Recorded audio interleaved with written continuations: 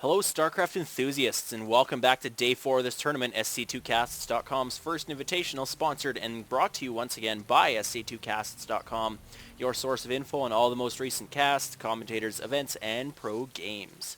I'm your host once again, Shiki SC, and this is going to be the ace match, the third and final game between Liquid TLO, spawning as the Yellow Terran in the bottom left-hand corner on Steps of War. So very, very short rush distance on this map, and already his opponent, Whitera, the red Protoss, spawning at the top right-hand position, is going to be putting down a Proxy, and it is a pylon here just south of the Zelnaga Tower. And with that, he's going to be putting down a gateway and putting on some early pressure. And now it's up to TLO to react and see if he can deal with this. Of course, it was loser picks next map. TLO did lose game 2 on Metalopolis, and that means he chose Steps of War here, so it is once again up to him to take advantage of the map he has picked. His supply depot is finished, his barracks is not started, he is checking for a Proxy, but it's not in his base, it is outside of his base. Now, it's not really that much of a difference, but it is about half of the run distance less. The probe is taking a few pot shots at this SCV, just buying some time, maybe stopping some of these SCVs from scouting, because if TLO gets a scout off any time in the next few minutes, he will be able to notice there are no gateways in Whitera's base. Duckload Raw, once again, is Whitera, and he will expect some kind of cheese play. And no SCVs have left his base quite yet, so he may be in a little bit of trouble. The gateway is just finished, and the first zealot is now being chrono boosted out. Whitera is almost supply locked, so he needs to get this pylon down. If the pylon doesn't finish by the time this zealot finishes, which it is not going to, he will be supply locked, and still only working off one gateway. I find this kind of peculiar. One gateway Proxy, that's kind of rare. Watch, next he'll put a cybernetics core down and make it even weirder. But he does put a gas down, so I really don't know what Whitera's thinking right now, but he does have a zealot now inside of TLO's base. TLO is constructing a bunker here at the back of his mineral line. Very, very intelligent play by him, but it is not going to be in range of this gas geyser. So the refinery SCVs that were in there, in the refinery, are going to get taken out. There is one Marine here taking some pot shots off at this zealot, while the SCVs provide a little bit of a meat shield here for the Marines. And it looks like looks to be like TLO is in a decent position now. He has held off a little bit of the rush. There are a couple zealots here still in the base, one thwacking away, one retreating to just regenerate his shields. There are two Marines here to defend against these zealots, and this probe trying to be a pesky little probe. And a little bit of repetition there for you. Zealots regaining some of their shields. The Marines need to do a little bit more of a hit and move attack to continually deplete those shields. And it looks like TLO is going to be retreating with his barracks to put on that tech lab, more than likely to get a few stalkers out. Or sorry, not stalkers. Wow, I'm thinking wrong. Need to get a few marauders out, and likely with that concussive shells to help kite these zealots and anything else that he may push out. These SCVs coming forward to be a little bit of a meat shield for the Marines, trying to take out the Zealots, but the Zealots have so much life and shields that it's not going to be very effective. The SCVs are very, very hurt right now. They're in the red. If they could bleed, they would be. I think they're kind of mechanical. Yeah, they are mechanical and biological. How does that work? So they are half and half. So they ooze half blood and half oil. Take it from me, that is what it is.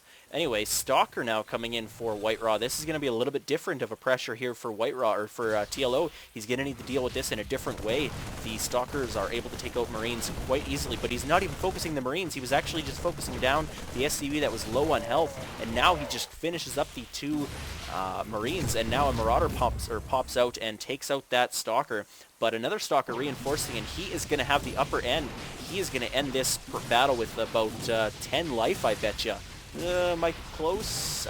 4. Oh, SCV trying to come in and clean this up, but that Stalker is going to be able to retreat, almost getting a quick shot off that SCV, trying to be the hero of the team. But TLO is in bad shape. He lost a ton of workers there. He's now down 22 to 12. Even with his mules, that is not going to be good enough. He's going to need to reproduce a lot of those SCVs and get his economy back up and running if he wants to win this. The Marauders need to focus down the slow or the weak Stalkers. course, if you do slow one, you might as well focus it down and kill it. And it looks like this Zealot is going to get out, and he's focusing down the pylon, but the Zealot is out now, being slowed as well. Marauders can easily kite those Zealots, though, with that concussive shell. And now 3 Marauders against 2 Zealots and 1 Stalker. The Stalker dies, and the Zealots are already almost dead as well. These Marauders are just a clear winner against these Zealots. They just need to keep targeting, just kind of back and forth, targeting the Zealots to keep them all slowed. If he could put 2 in one control group and 2 in another, but that's just too much micromanagement at this point. Wow, Whitera snuck a pylon up here at the base of almost the choke point of his natural expansion. And, ooh, another Stalker comes out, and there are 2 Zealots, but it looks like he's just going to retreat with these units. He's not going to engage. He knows that these 5 Marauders would easily take out these units. They're on hold position, and they are going to die. Whitera takes them off hold position, but it's not going to be in time. Whitera is focusing down the weak Marauders. He may get a kill. He does get a kill. Is he going to get a second kill? No, he doesn't. The Zealot is trying to get one final swipe off on this Marauder. TLO needs to micromanage it back a little bit and keep it alive. Probably needs to take out this gateway ASAP. There is no more incoming pressure, but he doesn't know that. He thinks there's still more pressure incoming, so he's going to retreat to regain his footing. I personally would have taken out that warp gate or that gateway. It was warping to or morphing to a warp gate.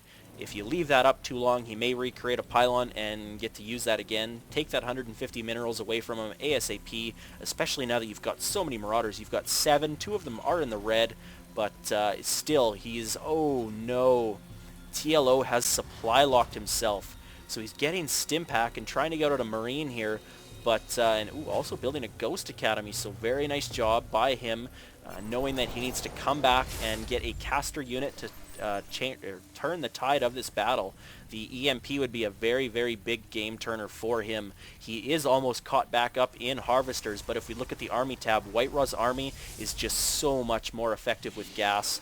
Because of these sentries, that is a phenomenal amount of gas utilized in his composition. If he can have these Zealots absorbing the damage and put up a Guardian Shield, he'll be able to take out these Marauders so easily. TLO realizing this, he is going to retreat. Like I said, once again, come take this out, kill it. It doesn't need to be there. It's just one unit or one building that Duckload Raw should not have on the field. But at this point, the game is slowing down a little bit. You see a little more macro play. The Ghost Academy is up. He is trying to put out another Ghost, but he is supply locked once again. So TLO clearly a little bit thrown off on his game. He's been supply locked 2 or 3 times now. Because of that, he put out 2 supply depots so he could continually produce units, and he's now switched up to 2 Ghosts in production. And if those Ghosts can get out and get their EMPs ready, he may be able to come back in this game. Looking back at the income tab, he's still behind on Harvesters, and he probably always will be for the next foreseeable future. Whitera putting up his Nexus. It's about 1/3 of the way done. At the same time, TLO is putting up his Command Center, about 1/4 of the way done. So kind of neck and neck in that situation. But once again, looking at the Army tab, well, it's a little bit closer now. TLO with these Ghosts coming out, that was a lot of gas that he needed to incorporate into his army.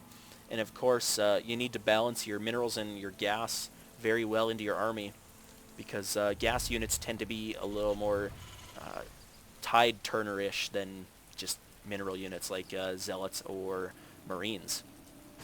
Whitera does have an observer out on the field. That means he's got a robotics facility, and that means that he's getting immortals.